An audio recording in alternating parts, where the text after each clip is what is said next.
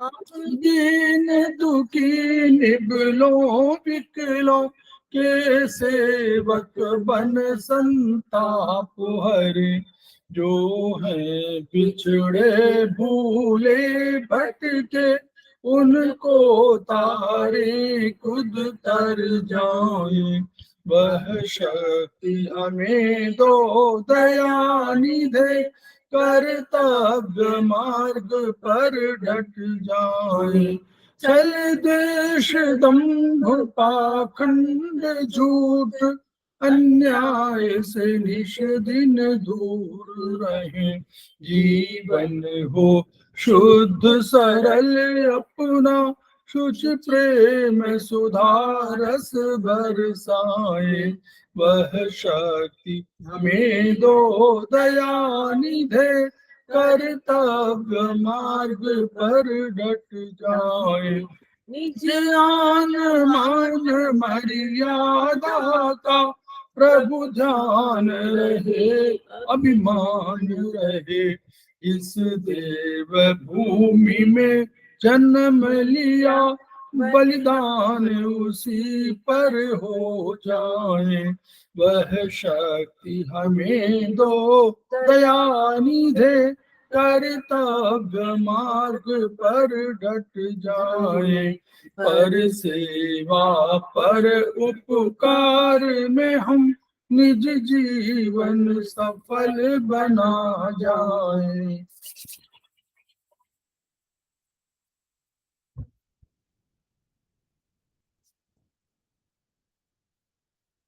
समवायी classes में आप सभी का स्वागत है। हमारे बीच में श्रीमती वर्षा श्रीवास्तव जो समवायी फाउंडेशन की उपाध्यक्ष उपस्थित है, स्वागत है। हमारे बीच में श्री के तिवारी जो सेमेस्टर 4 के स्टूडेंट हैं और हमारे समवायी फाउंडेशन के प्रमोटर हैं, उपस्थित है, उनका स्वागत है। हमारे बीच में श्री धनंजय सिंह उपस्थित हैं जो सेमेस्टर 6 कर चुके हैं और वो इस समय समवायी फाउंडेशन के कोषाध्यक्ष हैं, उनका स्वागत है। हमारे बीच में प्रतिमा रॉय उपस्थित हैं जो सेमेस्टर 1 की स्टूडेंट हैं, उनका स्वागत है। तो हम लोग समवायी फाउंडेशन के सदस्य हैं और एक्यूप्रेशर शोध प्रशिक्षण एवं उपचार संस्थान प्रयागराज से संबद्ध है। हम वहाँ के 3 मनीषियों के ऋणी हैं। वे मनीषी हैं ब्रह्मलीन MP खेमका सर, दूसरे हैं आदरणीय JP अग्रवाल सर जो वर्तमान में अध्यक्ष हैं, और तीसरे हैं एपेक्स बॉडी के chairman Shri SS sir Rao sir. इन मनीषियों के अतिरिक्त अन्य गुरुओं से भी शिक्षा ग्रहण किया है। हम उनके प्रति भी श्रद्धावनत है।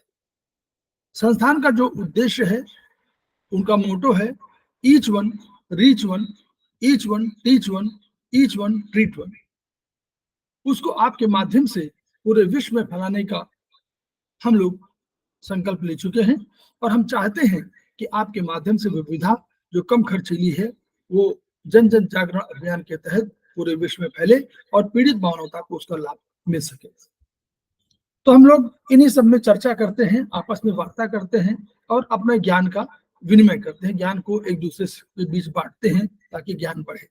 तो हमारे बीच में धनंजय सिंह उपस्थित हैं, वो आज फैकल्टी हैं और वो तुल्यता सिद्धांत पर चर्चा करेंगे। पहला सेशन उनका है, दूसरा सेशन श्री के तिवारी जी का है जो डाइजेस्टिव सिस्टम पर चर्चा करेंगे। तो मैं आमंत्रित कर रहा हूं धनंजय सिंह को कि वो आए अपनी बात कहें और मैं तब तक शेयर कर ले रहा हूं।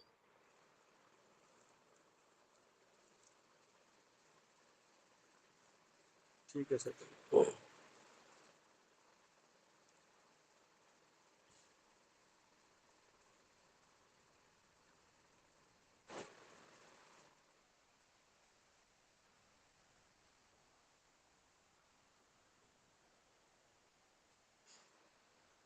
शेयर हो रहा है ना? जी सर, हो रहा है। ठीक, आवाज आ रहा है सर? हाँ आवाज आ रही जी। आज का सब्जेक्ट है तुल्यता का सिद्धांत। तुल्यता का सिद्धांत आयुर्वेद में आया क्यों जो है, सबसे पहले ये जानना जरूरी है। क्योंकि हम अपने संपूर्ण शरीर का इलाज एक्यूप्रेशर के द्वारा करते हैं और एक्यूप्रेशर में जो है दबाव के द्वारा हम अपने पूरे शरीर पर जो है दबाव नहीं डाल सकते जो है, या वहाँ मैग्नेट या शीट्स नहीं लगा सकते।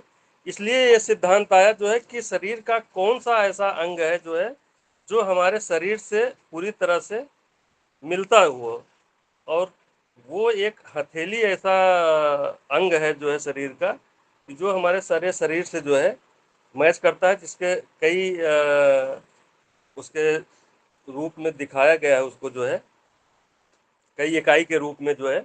और उस सिद्धांत को लिया गया ब्रह्मांड और शरीर से जो है, जैसा कि हमारे आयुर्वेद में जो है ब्रह्मांड की तुलना हमारे शरीर से किया गया है। जो भी हमारे प्रकृति में है 5 महाभूत जो है आकाश, वायु, अग्नि, जल, पृथ्वी, वही सब कुछ किसी न किसी रूप में हमारे शरीर में विद्यमान है। तो इसलिए जो है ब्रह्मांड और शरीर को एक इकाई के रूप में जो है स्थापित किया गया है। जैसा कि संस्कृत में श्लोक है कि यायन्तो ही लोके मूर्तिमंतो भाव विशेषा तावंता पुरुषे यावंता पुरुषे तावंता लोके, यानी यथा ब्रह्मांडे तथा पिंडे, जो ब्रह्मांड में है वही शरीर में है जो है, और जो शरीर में है वही हमारे हाथ के हथेली पे है जो है। तो इस तरह से वो सिद्धांत लाया गया कि हम आसानी से अपने हथेली पे पूरे संपूर्ण शरीर का जो है इलाज कर सकते हैं, और उसको जो है सिद्ध करने के लिए जो है कई रूप में उसको जो है एक उसको दर्शाया गया है।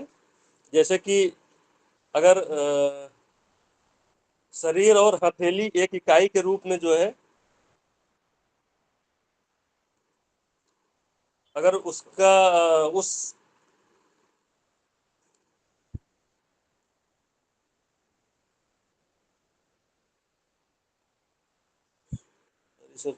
बीच में फोन का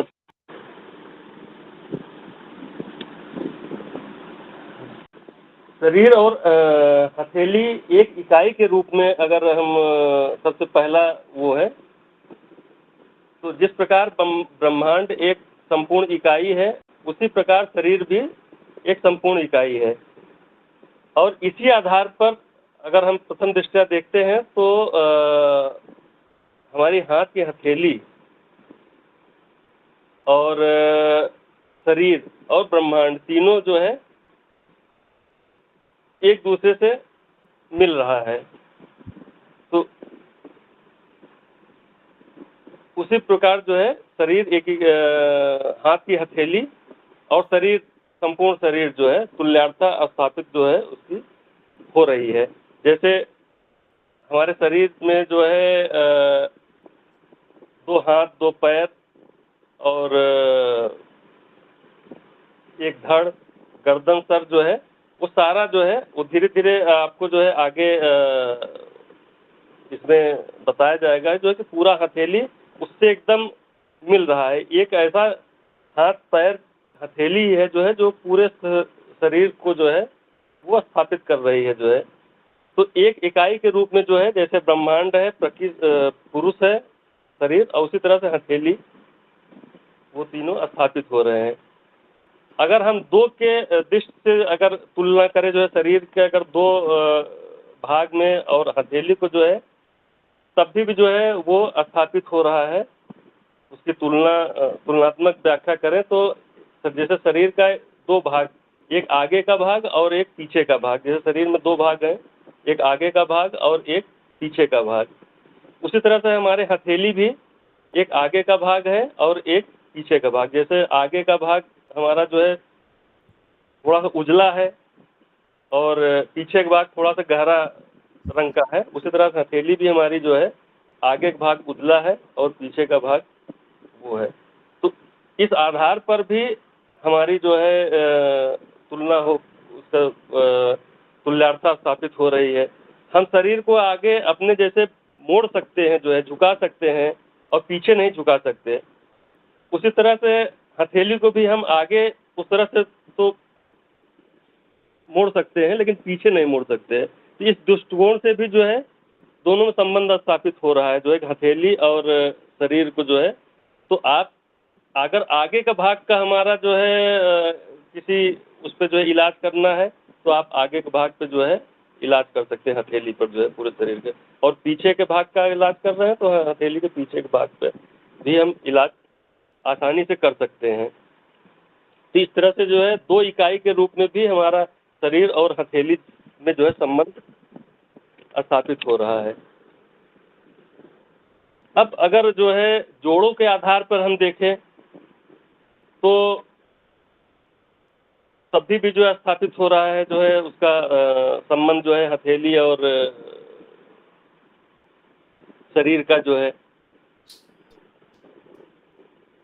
हमारे शरीर में जो है अनेक जोड़ हैं जो शरीर के सहज संचालन में सहायक होते हैं। इन जोड़ों का विश्लेषण करने पर हम पाते हैं कि इनकी संख्या की दृष्टि से भी शरीर और हथेली में अद्भुत समानता है। उदाहरण के स्वरूप जैसे हमारे हाथ में प्रमुख 3 जोड़ हैं, जैसे कंधे का जोड़ हो गया, कोहनी का, कलाई का। उसी तरह से पैर में भी 3 जोड़ हैं। उसी तरह से आप देखेंगे जो है तो हमारे अंगुलियों में भी जो है 3 जोड़ है और 2 हाथ के अंगुली हैं और 2 पैर के जो है।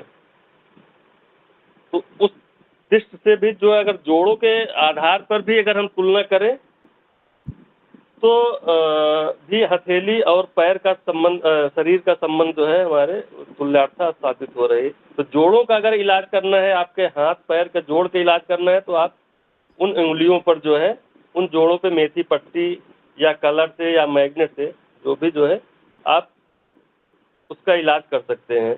जैसे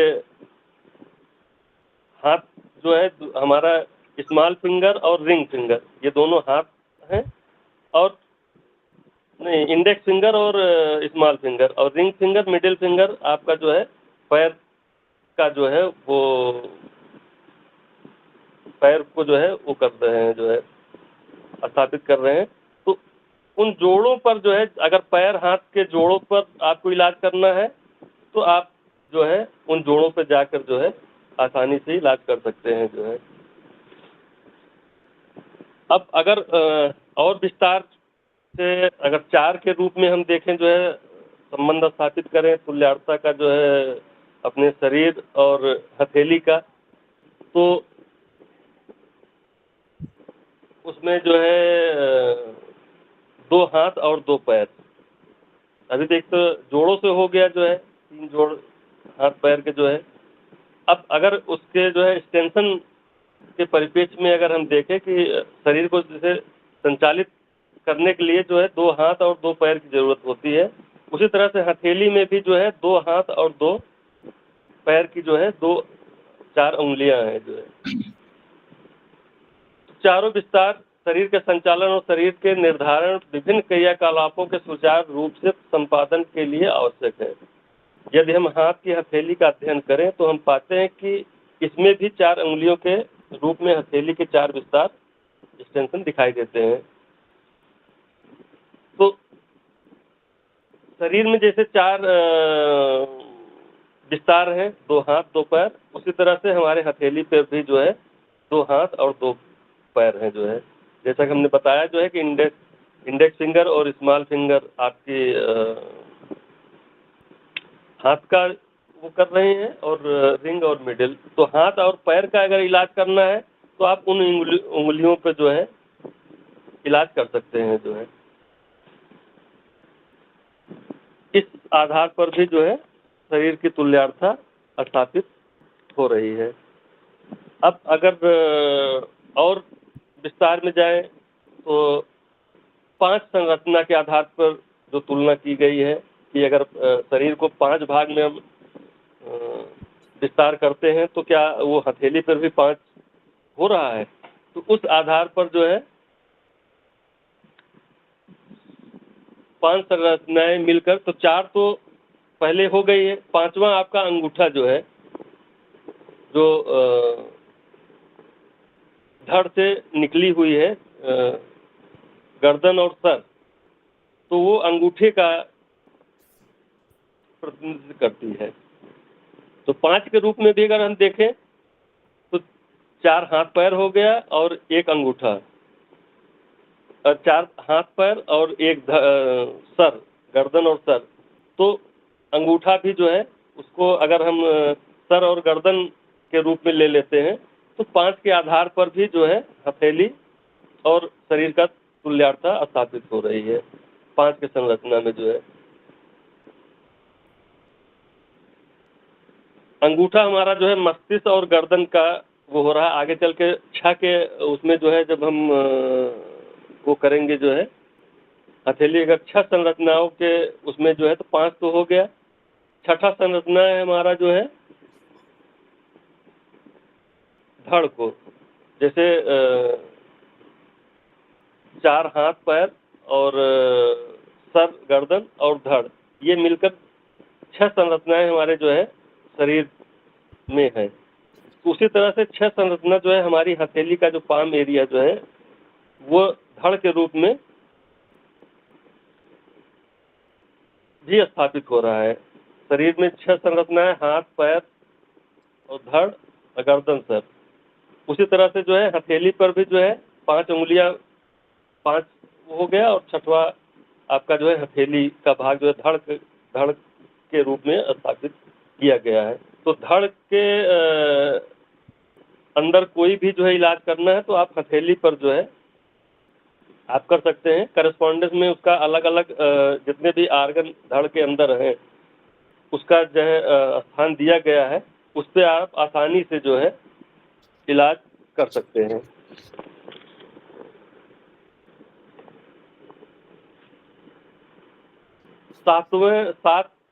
अगर 7 भाग में जो है शरीर को हम बांटते हैं तो भी हथेली पर हम 7 भाग में उसको भी जो है बांट सकते हैं। 6 तो हो गया धड़। अब धड़ को 2 भाग में जो है उन्होंने बांट कर दिखाया है कि एक डायफ्राम के ऊपर का भाग हो गया और एक डायफ्राम के जो है नीचे का भाग। उसी तरह से हथेली पर भी जो है हम एक डायफ्राम का ऊपर का भाग जो है इस तरह से होगा जैसे चित्र में दिखाया गया है कि अंगूठे से डायफ्राम के ऊपर का भाग हमारा जो है मतलब फेफड़ा एरिया जो है, जो उभरा भाग है वो डायफ्राम के ऊपर का भाग है और जो नीचे का भाग है वो डायफ्राम के नीचे का भाग है। तो उस जगह पर अगर इलाज आपको करना है, डायफ्राम के ऊपर करना है तो आप ऊपरी भाग में जो है जाकर हथेली पर इलाज कर सकते हैं और नीचे का भाग में अगर आपको इलाज करना है तो डायफ्राम के नीचे जो है। इसमें चाइनीज में डायफ्राम थोड़ा सा अलग है जो है, चाइनीज में बता देंगे जो है। आयुर्वेद में हमारा डायफ्राम जैसे जो चित्र में दिया गया उसी तरह से आधा ऊपर का भाग और नीचे का भाग। तो इस तरह से शरीर के जो है 7 उसमें जो है इसकी तुल्यता स्थापित की गई है कि अगर 7 भाग में हम शरीर को बांटते हैं तो हम क्या हथेली पर भी 7 भाग में बांट सकते हैं। तुल्यता का यही मतलब है कि वो शरीर से संबंध स्थापित हथेली से हो रहा है कि नहीं, इसीलिए तो हम हथेली पर इलाज करके शरीर का इलाज करते हैं जो है। तो वो जो है 7 भाग में भी जो है हमारा हथेली और शरीर में संबंध स्थापित हो रहा है। अगर 8 के रूप में शरीर को बांट रहे हैं 8 भाग में तो फिर क्या सिमिलरिटी है उसमें जो है, तो उसको भी जो है 8 भाग में भी वो सिमिलरिटी स्थापित हो रही है। अब यहाँ पर जो है 7 तो हो गया जो है, अंगूठी में जो है गर्दन और सर को जो है 2 भाग में बांट दिए हैं जो है। पहले वो 1 भाग में था जो है, जब 6 की संरचना हुई थी 5 की संरचना के आधार पर जो है, अब उसमें भी जाके जो है 2 भाग में, चूंकि गर्दन का भाग अलग है, सर का अलग है, इसीलिए अंगूठे में जो है 2 ज्वाइंट है जो है, एक धड़ से गर्दन का और गर्दन से सर का जो है, इसीलिए अंगूठे में 2 जोड़ होता है केवल, बाकी अंगुलियों में 3 जोड़ हैं जो हाथ पैर के। तो इसलिए स्थापित हो रहा है जो है कि शरीर और हथेली में ठीक उसी तरह से संबंध स्थापित है जैसे कि प्रकृति और पुरुष में। तो सर का इलाज करना है तो आप अंगूठे के ऊपरी भाग में जो है इलाज कर सकते हैं और चेहरे का इलाज करना है तो अंगूठे के ऊपरी भाग में सामने आप जो है, जैसे कि हम लोग बचपन में बनाते थे कि नाक, कान, मुंह, उसी जगह पे आप जो है मेथी पट्टी से जो है कलर से आप इलाज कर सकते हैं। थायराइड का इलाज करना है तो गर्दन वाले भाग में, अंगूठे के नीचे वाले भाग में आप अंदर की तरफ जो है मेथी पट्टी आप बांध के थायराइड का इलाज, वो गर्दन का जो है एरिया है, और थायराइड हमारे गर्दन गले में होता है। पीछे का भाग गर्दन का हो गया, स्पाइन और इसका जो है सर्वाइकल का अगर इलाज करना है तो पीछे तरफ आप मेथी पट्टी या पूरे अंगूठे में आप जो है मेथी पट्टी से इलाज कर सकते हैं। तो सारे शरीर का जो है इलाज आप हथेली पर कर सकते हैं, हाथ का, पैर का, जोड़ों का, सर का और सर्वाइकल का। हथेली में भी जाने के बाद जो है धड़ के अंदर जितने आर्गन है हमारे 10, उन आर्गन भी स्थापित किया गया है। जहाँ जहाँ शरीर के अंदर जो आर्गन है वो हमारे हथेली पर भी है, तो वहाँ भी जाके आप जो है मेथी पट्टी से या कलर से या मैग्नेट से, तीनों से इलाज आप कर सकते हैं। तो यहाँ पर 8 के रूप में 8 का दिया भी गया है। सर, गर्दन, डायफ्राम के ऊपर का भाग, डायफ्राम के नीचे का भाग, दाहिना हाथ, बायां हाथ, दाहिना पैर, बायां पैर, ये 8 भागों की दृष्टि से हथेली का विश्लेषण करने पर हमें ये 8 भाग हथेली में भी दिखलाई पड़ते हैं। अंगूठे का ऊपर के जोड़ का जैसा कि हमने बताया जो है कि सर का हो गया और नीचे का जो है गर्दन का जो है, तो इस तरह से जो है आप इलाज हथेली पर कर सकते हैं। अब शरीर को जो है 3 भाग में जो है उन्होंने अगर किया। आयुर्वेद में जो है हमारा जो बीमारी होती है वो 3 दोष से होती है, जो है वात, पित्त, कफ। तो उस आधार पर भी जो है उन्होंने हथेली पर जो है 3 भाग में जो है उसको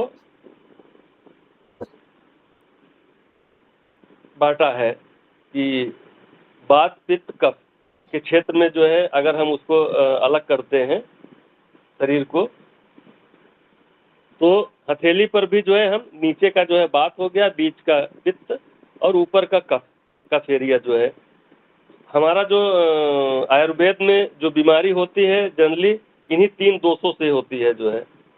तो इसके आधार पर भी आप हथेली का इलाज हथेली पर आप कर सकते हैं। वात का बीमारी है तो वात के एरिया में जाकर जो है, पित्त का है पित्त के एरिया में, और कफ का है तो कफ के एरिया में जो है। अगर फेफड़े में आपको इलाज करना है तो आप कफ एरिया में जाकर जो है इलाज कर सकते हैं हथेली पर जो है। तो इस तरह से शरीर के 9 भागों में जो है 9 भाग करके जो है, और 9 की तुलना उन्होंने हथेली पर स्थापित किया है।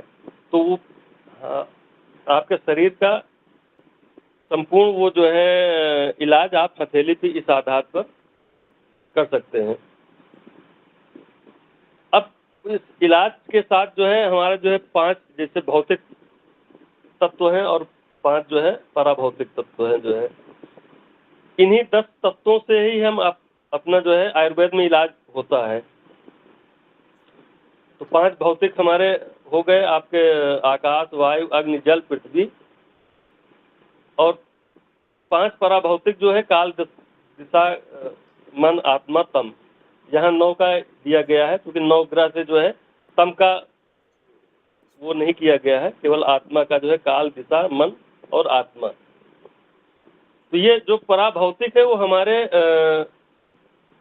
नर्वस सिस्टम से रिलेटेड वो जो है पराभौतिक का इलाज होता है। नर्वस सिस्टम में ही उसका जो है उसको स्थापित भी किया गया है नर्वस सिस्टम में कि हमारा हाइंड ब्रेन काल का जो है वो करता है, और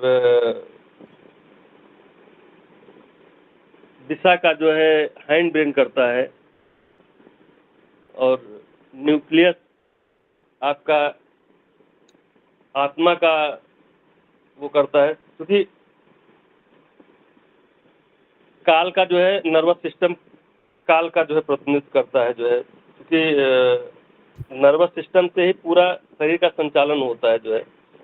वहाँ के सारे फ्लेक्सस माइंड से जो है हमारे पूरे शरीर में जो है, जैसे तार एक मेन स्विच से जो है पूरे घर में जो है फैलाया जाता है जो है, उसी तरह से ब्रेन से सारे नर्वस सारे फ्लेक्सस हमारे शरीर में जो है सूचना को ले जाते हैं जो है। तो ये पराभौतिक जो तत्व है जो है वो ब्रेन से ही रिलेटेड है। तो इस तरह से जो है आप सारे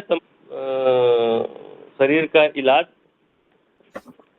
आप अपने जो है हथेली पर सहज रूप से कर सकते हैं जो है, चाहे वो आर्गन का इलाज करना हो या नर्वस सिस्टम का इलाज करना हो जो है।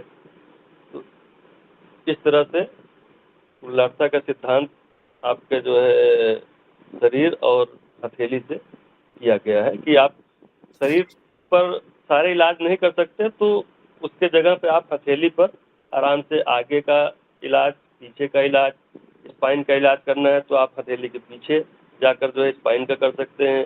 किडनी का इलाज, क्योंकि किडनी पीछे की तरफ होता है तो पीछे की तरफ आप हथेली पे जाके कर सकते हैं जो है। तो इस तरह से जो है कुल्लारसा का सिद्धांत इसीलिए ये लाया गया है जो है।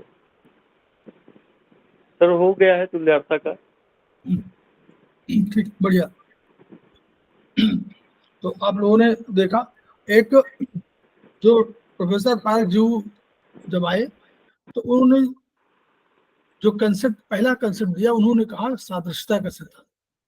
उन्होंने सादृश्यता मानी उसको और शब्द दिया सादृश्यता, जो करस्पॉन्डेंस के संबंध में था। तो जब चाइनीज थ्योरी आई तो उन्होंने क्या किया, उन्होंने हमारे डायफ्राम को, उन्होंने अंगूठे को ये माना कि अंगूठा मान लीजिए हमको प्रतिस्थापित कर दे हम ऊपर की ओर, तो जो अंगूठे का भाग है आपको दिखाई दे रहा है ना, जो अंगूठे की ये लाइन है उसको उन्होंने डायफ्राम माना। तो थ्योरी ऑफ करस्पॉन्डेंस जो सादृश्यता सिद्धांत है चाइनीज का, तो उसमें डायफ्राम जो है, अभी धनंजय सिंह साहब ने ये कहा कि सादृश्यता सिद्धांत में और तुल्यता सिद्धांत में डायफ्राम का अंतर है। तो चाइनीज सिद्धांत में डायफ्राम यहाँ पर आया। ये जो लाइन दिखाई दे रही है आपको, ये उसका कोई रेखा बोलते हैं इसको, मुझे नहीं मालूम सन लाइन है क्या है। जीवन रेखा है सर, जीवन रेखा। हाँ, तो जीवन रेखा समझ लीजिए। तो ये जीवन रेखा है, इस जीवन रेखा से यहाँ का भाग उन्होंने माना कि ये पूरा हमारा डायफ्राम का है। तो डायफ्राम हमारा आ रहा है चेस्ट में, तो उसको इन्होंने यहाँ माना। इसके मानने से क्या हो गया कि जो डायफ्राम के ऊपर हमारे दो भाग है, हार्ट है और हमारे लंग्स है। तो हमारे डायफ्राम लंग्स, और डायफ्राम लंग्स के जस्ट पीछे क्या होगा, हम अगर उसमें स्पाइनल कॉर्ड में देखिए तो स्पाइनल कॉर्ड में हमारे T1 से वो C1 से लेकर C7 तक के पीछे ही आ जाएंगे। तो इसलिए इस वाले एरिया में उन्होंने जो माना उसके हिसाब से, और कुछ T1 से लेकर के वो भाग, तो इस वजह से क्या हुआ, लीव जैसे यहाँ पर था तो लंग्स, यहाँ पर लंग्स भी है और यहाँ पर हार्ट भी है। और जब बाद में जब लीवर की बात आई तो उन्होंने और सब उसी तरह माना, लीवर ऐसे माना और ये स्टमक वैसे माना। तो अब जब स्टमक स्प्लीन, तो क्या हुआ, दो ऑर्गन, अगर हमको लीवर, अगर हमको स्प्लीन और हमको लंग्स का एक साथ करना है तो शायद उनके उसमें एक ही पॉइंट पड़ेगा, क्योंकि वहीं पर लीवर, अब वहीं पर लंग्स के दो भाग है, तो एक भाग लंग्स का आ रहा है, एक भाग सर उसे मिल रहा है लंग्स से, जो है लंग्स से मिल रहा है। तो वैसी दशा में ये कहीं था, ये थोड़ा सा एक दूसरे के ऊपर ओवरलैपिंग हो रही थी। तो इसलिए जब आयुर्वेदिक एक्यूप्रेशर डेवलप हुआ तो आयुर्वेदिक एक्यूप्रेशर ने ऐसे नहीं माना, उन्होंने इस उंगली को, अंगूठे को, इस अंगूठे को यहाँ प्रतिस्थापित मान लिया। तो कहा कि हम जो है इसी पर करेंगे, लेकिन हमारा डायफ्राम वहीं रहेगा, डायफ्राम उसी जैसे हमारे सामने के भाग में है वैसे डायफ्राम रहेगा। तो इससे अंतर ये पड़ा कि हमारा कोई ऑर्गन ओवरलैप नहीं, ये हमारे उसका हुआ। इस आधार पर ये थ्योरी ऑफ करस्पॉन्डेंस में और जो हमारा तुल्यता सिद्धांत के डायफ्राम में अंतर है। हमारा डायफ्राम अंगूठे में, हमारा डायफ्राम अंगूठे जैसे, डायफ्राम क्या होती है, डायफ्राम का जो स्ट्रक्चर होता है ऐसे होता है, तो वो जब दबता है ऊपर से तो यूं हो जाता है, फिर यूं हो जाता है, फिर यूं हो जाता है, तो वो ऊपर ऊपर लंग्स है, वो दबा रहा है, ये कर रहा है। तो वैसे ही हमारा इस तरह ये हमारा लंग्स का वो डायफ्राम का एरिया होता है जिसके ऊपर लंग्स और हार्ट दोनों स्थित है। तो ये अंतर उसमें थोड़ा सा आएगा। आयुर्वेद में सर वही अंगूठे को जो है उन्होंने आयुर्वेद में वहां नहीं माने, जो है ऊपर मान लिए, और बस उन्होंने अपनी जगह पर ही जो है अंगूठे को डायफ्राम से वो हाँ, कर दिए थे। उन्होंने हमारा बस। डायफ्राम ऊपर आया था, बस ये अंतर हुआ। तो सुजोग दृष्टिकोण से जो सुजोग वाला थ्योरी है वो वर्चुअली प्रोफेसर पारजीवो के टीसीएम आधारित है, तो वहां पर उन्होंने ये अंतर ये माना। इसमें आगे शायद दिखाई भी गई कहीं गया होगा, तो ये उन्होंने अपने थोड़ा सा संशोधन कर दिया इसको। बस ये वाला जो ये वाली हथेली का उसमें, तो उनमें थोड़ा सा आप देख लीजिएगा जब पढ़िएगा उसको, तो दोनों के उसमें अंतर ये है। ठीक है, अब वही जैसे उन्होंने बता दिया कि कैसे कैसे आपको करना है, तो उन्हीं पर जहां पर आपको अब बायां कंधा आ रहा है तो बायां कंधा में आप बायां की तरफ ले लीजिए। हमेशा ध्यान रखिए दो चीजें इस सिद्धांत में, एक प्राइमरी करस्पॉन्डेंस आता है और एक सेकेंडरी करस्पॉन्डेंस। इस ये पॉइंट आता है बाद में। तो सेकेंड प्राइमरी करस्पॉन्डेंस माने अगर कोई ऑर्गन शरीर के बाएं हिस्से की तरफ होता है, जैसे लीवर दाहिने तरफ होता है, स्प्लीन बाईं तरफ होता है, स्टमक बाईं तरफ होता है और गॉल ब्लैडर राइट में होता है, तो ये जो हमको जब हम डिफरेंशिएशन करेंगे तो ये इसी आधार पे करेंगे कि जैसे राइट की बात हो तो हम राइट, और हमेशा आपको हमेशा इस तरह रखना। क्यों? ये हमारे दोनों हाथ है और बीच वाले दोनों पैर हैं। हमारे हथेली को यूं, हथेली दिख रही ना, ऐसे हथेली को ऐसे ऐसे ऐसे हमेशा टेस्ट करिए।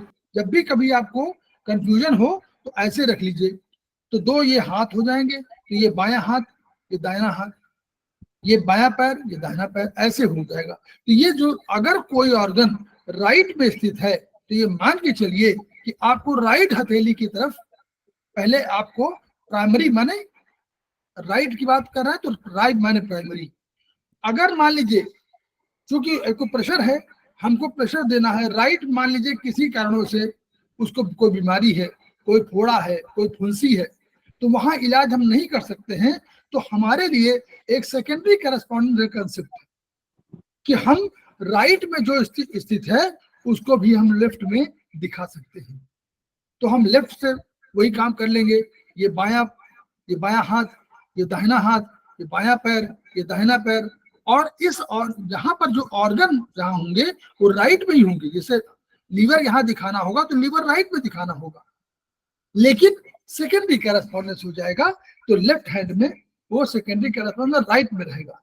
लेकिन जब प्राइमरी हम दिखाएंगे तो प्राइमरी राइट की तरफ राइट हथेली पे दिखाएंगे। तो ये अंतर प्राइमरी और सेकेंडरी का है कि जो ऑर्गन जिस डायरेक्शन में, जिस शरीर के जिस भाग में हो, जिस हिस्से की तरफ हो, दाहिने या बाएं में, जो भाग जो ऑर्गन, सब ऑर्गन नहीं होते हैं, सब ऑर्गन नहीं हो सकते, लेकिन कुछ ऑर्गन होंगे जो जैसे लार्ज इंटेस्टाइन कैसे होगी, वो तो बीच में बिल्कुल होती हो,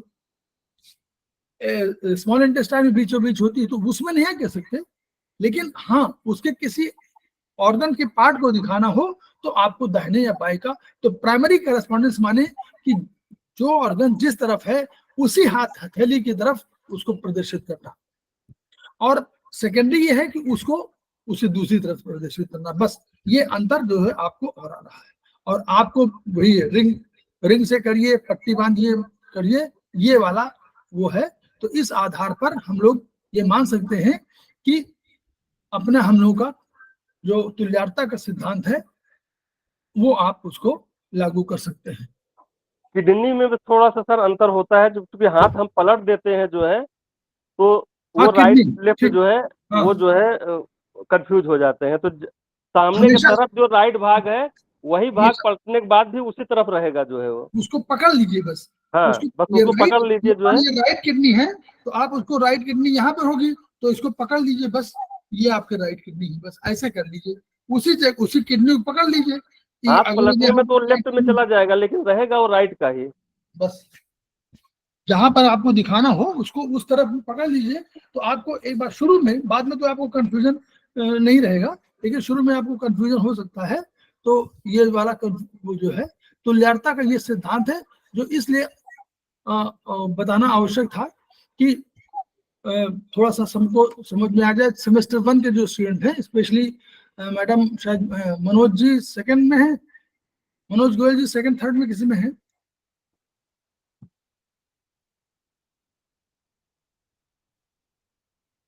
तो प्रतिमा राय तो सेमेस्टर 1 में है। मनोज जी किस सेमेस्टर में है आप? 1 में है, 2 में?